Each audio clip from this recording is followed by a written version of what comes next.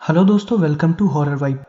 आप लोगों की डिमांड पर स्किन वॉकर से रिलेटेड वीडियो आ चुकी है। थंबनेल देख के तो आप समझ ही गए होंगे। आज की जो घटनाएं हैं वो मुझे कुछ रेडिट से मिली हैं और कुछ मेरे व्यूअर्स ने मुझको भेजी हैं। तो मैं आज आपको सारी घटनाएं सुनाने वाला हूँ। लेकिन वीडियो शुरू करने से पहले मैं ये बता दूँ कि अगर आप चैनल पर नए हैं और आपको हॉरर स्टोरीज और मिस्टीरियस स्टोरीज सुनना पसंद है तो आप हॉरर वाइब्स को सब्सक्राइब कर सकते हैं। अगर आपके साथ भी कोई अजीब सी घटना घटी हो तो वो आप मुझसे मेरे इंस्टाग्राम पे शेयर कर सकते हैं। मैं अपने इंस्टाग्राम का लिंक वीडियो के डिस्क्रिप्शन में दे दूंगा। वीडियो पसंद आए तो चैनल को सब्सक्राइब करना मत भूलिएगा, साथ ही लाइक ज़रूर करिएगा। मुझे कमेंट करके ये भी बताइए कि आपको वीडियो कैसी लगी और मैं अगली वीडियो किस टॉपिक पर बनाऊँ। तो ज़्यादा टाइम न लेते वीडियो करते हैं शुरू और खो जाते हैं अंधेरों में। ये पहली घटना फेमिला नाम की एक लड़की के साथ 2004 में घटी थी। ये घटना मुझको रेडिट से मिली है और अब आगे की घटना मैं आपको फेमिला के पॉइंट ऑफ व्यू से बताऊंगा। मेरा नाम फेमिला है। मेरी कज़न का नाम लेवा है। लेवा स्किन वॉकर रेंज के पास ही रहती है। वहाँ पर उसका बहुत बड़ा सा फार्म हाउस है। वो अक्सर अपने दादा दादी के साथ वहीं पर ही जाया करती है और उसके फार्म हाउस से कुछ ही दूरी पर उसका घर है। मैं अक्सर अपनी गर्मियों की छुट्टियों में लेवा से मिलने जाया करती थी। हम दोनों को फोटोग्राफी का बहुत शौक था। ये घटना हम दोनों के साथ 2003 में घटी थी। तब हमारी उम्र करीब 16 या 17 साल की थी। लेवा मुझसे 2 साल बड़ी थी। उसके पास ड्राइविंग लाइसेंस भी था। वो अक्सर अपने दादाजी की पुरानी कार चलाया करती थी। मुझे ये बात नहीं पता थी। जब मैं इस बार गर्मियों की छुट्टियों में उससे मिलने गई तो उसने मुझे अपनी खींची हुई फोटोग्राफ्स दिखाई और साथ ही मैंने भी उसको अपनी खींची हुई फोटोग्राफ्स दिखाई। उसने एक फोटोग्राफ मुझको दिखाई थी जिसमें वो कार चला रही थी और पीछे बहुत ही सुंदर सा बैकग्राउंड था। मैंने लेवा से पूछा कि क्या तुम कार चला लेती हो? उसने कहा हाँ। और फिर मैंने उससे उस बैकग्राउंड के बारे में भी पूछा। मैंने उससे कहा कि मुझे भी वहां पर जाना है और फोटोग्राफ्स खींचनी है। लेवा ने कहा कि ये जगह यहाँ से करीबन 10 किलोमीटर दूर है और वहाँ का सनसेट बहुत ही ज़्यादा प्यारा है। अगर हम शाम के वक्त वहाँ पर फ़ोटो खींचे तो हमें बहुत ही सुंदर सा सनसेट मिलेगा। मैंने उससे बोला कि मुझे उस जगह को देखना है, मुझे आज ही चल के उस जगह को दिखाओ। मैं उसी वक्त ही आई थी और तुरंत ही उससे चलने के लिए बोल रही थी। उसने मुझसे बोला कि मैं कुछ देर आराम कर लूँ फिर चलूँ, लेकिन मुझे वहाँ पर जाने का बहुत मन कर रहा था। मेरे ज़्यादा जिद करने पर उसने मेरी बात को मान लिया और फिर वो अपने दादा के रूम से जाके उनकी कार की चाबी लेकर आई। उसने अपने दादा से बताया कि हम लोग 3 से 4 घंटे में लौट आएंगे। हम दोनों ने अपने कैमरे रख लिए और वहाँ पर जाने के लिए तैयार हो गए। हमने अपने साथ कुछ खाने का सामान भी रख लिया था ताकि हम वहाँ पर आराम से एंजॉय कर सकें। यह हमारी एक छोटी सी ट्रिप भी होने वाली थी। लीवा कार चला रही थी और मैं उसके बगल में बैठी हुई थी और रास्ते भर में अच्छे अच्छे व्यूज़ के फोटोग्राफ कलेक्ट कर रही थी। हमें उस सनसेट वाली लोकेशन पर पहुंचने में थोड़ा वक्त लगने वाला था। जहाँ पर वो सनसेट की लोकेशन थी हम उससे थोड़ी दूर पहले ही अपनी गाड़ी को खड़ी कर दिए क्योंकि वो थोड़ी ऊंचाई पे थी और वहाँ पर गाड़ी नहीं जा सकती थी। लेवा ने मुझसे कहा कि हमें बस थोड़ी देर पैदल चलना पड़ेगा, उसके बाद हम उस लोकेशन पर पहुंच जाएंगे। हमने अपनी गाड़ी वहीं पर ही खड़ी कर दी और फिर हम लोग उस लोकेशन पर ट्रैक करके गए। वो थोड़ी सी ही ऊंचाई पर बना हुआ था। हम अपने साथ अपना सारा सामान लेकर गए थे। जब हम वहां पर पहुंचे तो वहां से नज़ारा बहुत ही ज़्यादा खूबसूरत दिख रहा था। हमें पूरा शहर बहुत अच्छे से नजर आ रहा था। हम कुछ देर तक वहीं पर ही रुके और वहां पर अपने साथ लाए हुए कुछ स्नैक्स को खा रहे थे। लेवा ने मुझसे बोला कि यहाँ पर जानवर झुंड में दिखाई देते हैं जो कि बहुत ही ज़्यादा खूबसूरत दिखते हैं। मैं उसकी बातों को ही सुन रही थी। मैंने उससे बोला कि ऐसा अगर कुछ भी हुआ तो मैं उनकी फोटोग्राफ्स जरूर लूंगी। मैं और लेवा बात ही कर रहे थे। धीरे धीरे शाम होने लगी और सनसेट बहुत ही ज़्यादा खूबसूरत दिख रहा था। हम दोनों ने ढेर सारी फोटोग्राफ्स खींची और हमें बहुत ज़्यादा मज़ा आया। हमें वक्त भी हो गया था। सूरज लगभग डूब चुका था। अंधेरा धीरे धीरे बढ़ रहा था। लेवा ने मुझसे बोला कि अब हमें घर चलना चाहिए क्योंकि वो दादा को दिए गए टाइम से पहले अगर नहीं पहुंची तो उसके दादा बाद में उसको कभी कार चलाने को नहीं देंगे। मैंने उससे कहा ठीक है और फिर हम तुरंत नीचे उतरने लगे। कार हमसे थोड़ी ज़्यादा दूर खड़ी थी। हम धीरे धीरे ऊंचाई से नीचे की तरफ उतर रहे थे। उस वक्त हम थोड़ी ऊंचाई पर थे। हमने देखा कि हमारी कार से थोड़ी ही दूरी पर ढेर सारी गायें थी जो टहल रही थी। वो जंगली गायें थी। उन गायों को देख के मुझे बहुत अच्छा लग रहा था। मैंने पहली बार जंगली गाय देखी थी। मैंने लेवा को बोला कि लेवा वो देखो, वहां पर ढेर सारे जानवर हैं, हमें चल के उनकी फोटो खींचनी चाहिए। लेवा ने तुरंत मुझे शांत करा दिया। उसने मुझसे बोला कि मैं शांत रहूं, वो जंगली हैं, वो कुछ भी कर सकते हैं। तो मैंने लेवा से बोला कि अब हम क्या करें। वो हमारी कार के थोड़ा सा आगे ही खड़े थे। लेवा ने मुझसे बोला कि हम चुपचाप कार में जाके बैठ जाएंगे और धीरे धीरे कार वहां से निकाल लेंगे। मैंने कहा ठीक है। लेवा ने मुझसे बोला कि मैं फोटो बिल्कुल भी ना खींचूं, वरना फोटो की फ्लैशलाइट देख के उनको पता चल जाएगा कि हम कहाँ पर हैं। मेरा उनकी फोटोग्राफ खींचने का बहुत मन था। शाम हो चुकी थी, हल्का हल्का अंधेरा भी हो गया था। हम धीरे धीरे अपनी कार की तरफ जा रहे थे। अभी तक उनकी नज़र हमारे ऊपर नहीं पड़ी थी। हम चुपचाप अपने कार के पास पहुंचे। हमने कार के एक तरफ का दरवाज़ा खोला। पहले मैं बैठी और उसके बाद लेवा आके चुपचाप बैठ गई। जैसे ही लेवा ने कार स्टार्ट किया, कार के स्टार्ट होने की आवाज़ शायद उनमें से कुछ गायों ने सुन ली। वो हमारी तरफ तुरंत देखने लगी। लेवा ने धीरे धीरे कार को आगे बढ़ाया।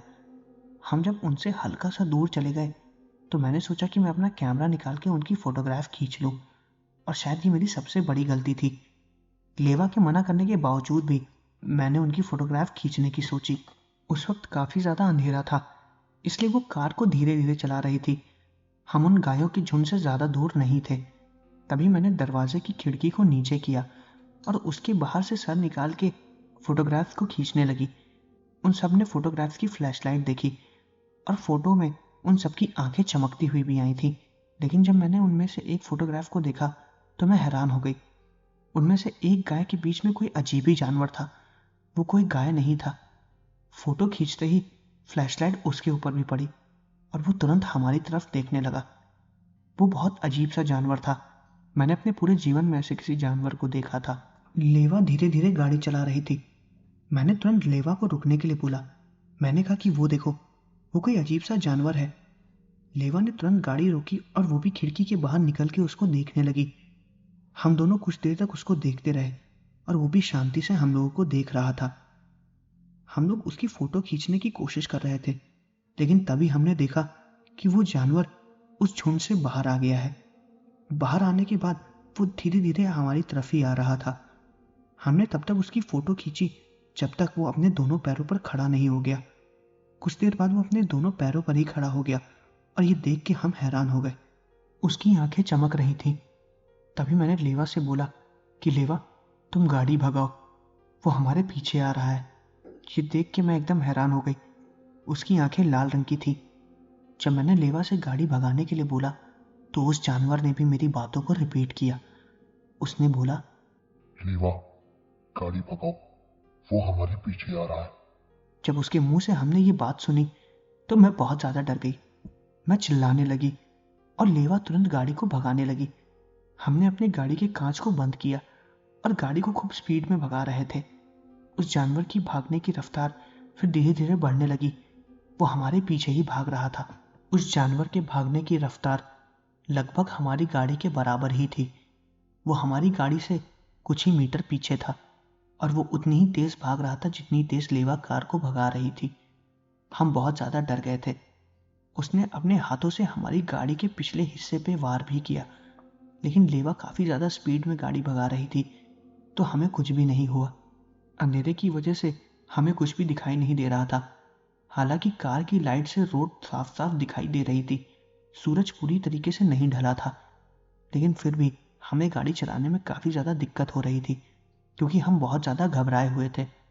लेवा ने फिर गाड़ी के एक्सीलेटर को तो और तेज़ दबाया और हमारी गाड़ी धीरे धीरे कच्चे रास्ते से पक्के रास्ते पर आ गई और हम फिर वहाँ से स्पीड में ही गाड़ी चला के निकल गए।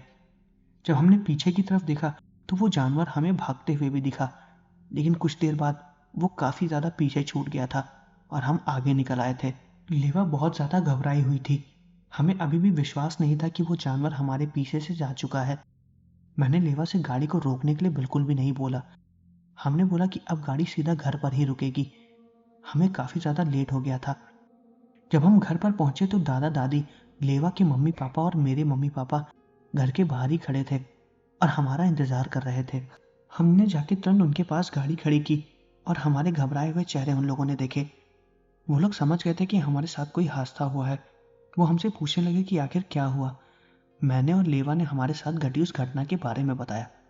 हमारी बात पर वो लोग विश्वास नहीं कर रहे थे, लेकिन मैंने कुछ फोटोग्राफ्स खींची थी जो मैंने उनसे कहा कि मैं आपको दिखाऊंगी। उन्होंने कहा ठीक है। मैंने जब अपने कैमरे के पीछे का हिस्सा खोला तो मैं देख के हैरान हो गई थी। मैंने रोल चेंज ही नहीं किया था। कैमरे में वही पुरानी रोल पड़ी हुई थी जिसको मैंने सनसेट के फोटोग्राफ्स खींचने में ही खत्म कर दिया था। उस वक्त मैं इतना ज़्यादा डर गई थी कि मैं ये भूल ही गई थी कि कैमरे में रोल खत्म हो चुका है। मेरे पास कोई सबूत नहीं था ये बताने के लिए कि हमने जिस जानवर को देखा था या हमने जिस अजीब से क्रीचर को देखा था वो एक सच था। हमारी बात पर कोई भी विश्वास नहीं कर रहा था। सबको लगा कि हम लेट आने का बहाना बना रहे हैं, लेकिन हम एकदम सच बोल रहे थे। मम्मी पापा ने तो हमारी बात पर बिल्कुल भी विश्वास नहीं किया, लेकिन हमारे दादाजी ने हमारी बात पर विश्वास किया। उन्होंने कहा कि वो ऐसे क्रीचर को पहले देख चुके हैं जिसको लोग स्किन वॉकर्स बोलते हैं। वो अपने रूप को बदल लेते हैं। उन्होंने जब अपनी कार के पीछे का हिस्सा देखा तो उन्होंने देखा कि उस पे अजीब से जानवर के पंजे के निशान भी थे। वो उस निशान को देख के हमारी बात पर विश्वास करने लगे। उन्होंने हमें यह भी बताया कि हमारी किस्मत बहुत अच्छी थी कि हम बच गए। उनके कई दोस्तों ने भी उस क्रीचर को देखा है।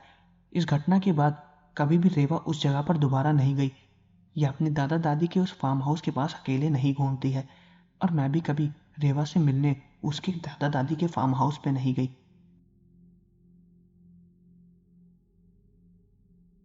तो दोस्तों, ये थी स्किन वॉकर्स को देखे जाने की पहली घटना। अब मैं आपको स्किन वॉकर्स को देखे जाने की दूसरी घटना के बारे में बताने वाला हूँ। ये घटना मुझको रेडिट से मिली है। स्किन वॉकर को देखे जाने की ये घटना काफ़ी छोटी है लेकिन मज़ेदार है। ये घटना टेफनी नाम की एक लड़की के साथ और उसके परिवार वालों के साथ घटी थी। टेफनी अपर पेंसिल्वेनिया में अपने परिवार वालों के साथ अपने कज़न जोई से मिलने गई थी। जोई के परिवार में उसके माता पिता, जोई की छोटी बहन और उसके दादा थे, और टेफनी के परिवार में टेफनी के माता पिता और उसका बड़ा भाई था। और अब आगे की घटना मैं आपको टेफनी के पॉइंट ऑफ व्यू से बताऊंगा। हम लोग जब जोई के घर पहुंचे तो वहां का मौसम बहुत ही ज़्यादा अच्छा था। जोई के माता पिता मुझे बहुत मानते थे। मैंने उनसे बोला कि हम लोग आज बहुत दिनों बाद मिले हैं, हमारा फैमिली गेट टुगेदर हुआ है, चलिए हम लोग कहीं घूमने चलते हैं। मेरे इस प्लान पे सब लोग राज़ी भी हो गए और सबने घूमने का प्लान बनाया। हम सब साथ में ही जा रहे थे, लेकिन तभी अचानक से जोई के माता पिता ने चलने से मना कर दिया। जोई के डैड को कोई बहुत ज़रूरी काम आ गया था। उन्होंने बोला कि वो काम ख़त्म करके फिर बाद में मिलेंगे, इसलिए उनके माता पिता नहीं गए। जोई के साथ सिर्फ उसके दादा और उसकी बहन गई थी, और मेरे साथ हमारे परिवार वाले और मेरा बड़ा भाई था। मुझे समझ में नहीं आया कि आखिर क्यों जोई के दादा ने अपने साथ अपनी R91 पिस्टल भी रखी हुई थी। मैंने पहली बार उसे देखा था। उन्होंने वो जस्ट अपने पास ही रखी हुई थी और किसी को भी छूने नहीं दे रहे थे। मैंने जोई से पूछा कि आखिर तुम्हारे दादा ने अपने साथ ये बंदूक क्यों रखी हुई है। जोई ने बताया कि दादाजी जब भी यहाँ से बाहर निकलते हैं या कहीं ट्रिप पे जाते हैं तो वो अपने साथ अक्सर अपनी बंदूक रखे रहते हैं। वो कहते हैं कि ये एरिया सेफ नहीं है। मुझे आखिर समझ में नहीं आया कि जोई ने ऐसा क्यों बोला। आखिर वो एरिया क्यों सेफ नहीं था। मैंने फिर जोई से बोला कि हम लोगों को किस चीज़ का खतरा है। जोई ने कहा, मुझे भी इस बात का कुछ नहीं पता। जब भी मैं कभी दादाजी से इसके बारे में पूछता हूँ वो अक्सर शांत रहते हैं। मैंने फिर उसके बारे में ज़्यादा बात नहीं की। मैं जोई के कार में ही बैठी हुई थी। जोई के दादाजी कार चला रहे थे और मैं और जोई पीछे बैठे हुए थे। हमारी कार में मम्मी, डैडी और जोई की छोटी बहन और मेरा बड़ा भाई बैठा हुआ था। हम लोग आगे चल रहे थे और मम्मी पापा पीछे वाली कार में थे। जोई के दादाजी को रास्ता पता था। हम किसी रेस्टोरेंट में जाने वाले थे जो कि हमारे एरिया से काफ़ी ज़्यादा दूर था। उस रेस्टोरेंट में पहुंचते हुए हमें काफ़ी ज़्यादा वक्त लग गया। हम वहाँ पर गए और हमने लंच किया और खूब इंजॉय किया। वहाँ से लौटते हुए काफ़ी शाम हो गई थी। अंधेरा भी लगभग हो ही गया था। हमें रास्ता ढंग से पता नहीं था। जोई के दादाजी ने बोला कि वो जहाँ जहाँ गाड़ी ले जाए मेरे डैड जस्ट उनका पीछा करते रहें और गाड़ी को वो तेज़ भगाएंगे नहीं। वो ये बात काफ़ी ज़्यादा डर के बोल रहे थे। जब उनसे पूछा गया कि आखिर वो इतना घबरा क्यों रहे हैं तो उन्होंने कहा, नहीं कोई बात नहीं है, बस मैं जैसा कहूँ वैसा ही करना। मेरे डैड ने कहा ठीक है। जोई के दादाजी गाड़ी चला रहे थे। हम लोग जिस जगह से निकले थे वो जगह बहुत ही ज़्यादा सुनसान थी। वो जगह पेड़ों से पूरी घिरी हुई थी। शायद वो कोई जंगल था। मुझे समझ में नहीं आ रहा था कि दादाजी आखिर इस जगह से क्यों लेकर आए थे। मैंने दादाजी से पूछा कि जब हम गए थे तो ये जगह बिल्कुल भी नहीं पड़ी थी। तो दादाजी ने इसका जवाब दिया कि तुम शांति से बैठी रहो, अभी बात मत करो। उन्होंने मेरे सवाल का जवाब काफ़ी गुस्से से दिया था। मैंने कोई गलती की थी क्या? मैं फिर जोई की तरफ देखने लगी।